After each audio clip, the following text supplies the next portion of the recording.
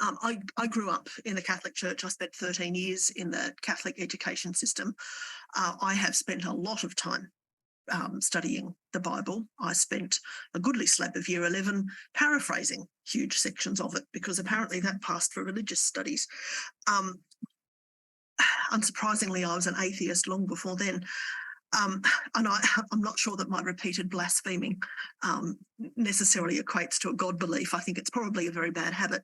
I have no problem with people praying in their own time and their own space, but it doesn't belong in a political chamber, in a public building that makes determinations for this LGA. Council is not a church. I don't wish to participate in your religious practices.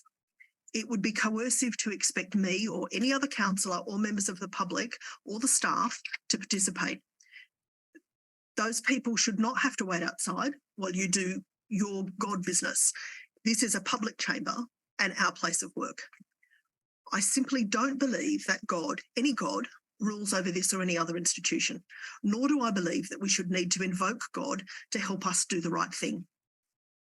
The Local Government Act gives us a long list of guiding principles, including providing strong and effective representation, leadership, planning and decision-making. It states that we should act fairly and without bias, that we should recognise diverse needs and interests and consider social justice principles. But nowhere in the 3-page list can I find a mention of religion or a need for your God to be appealed to.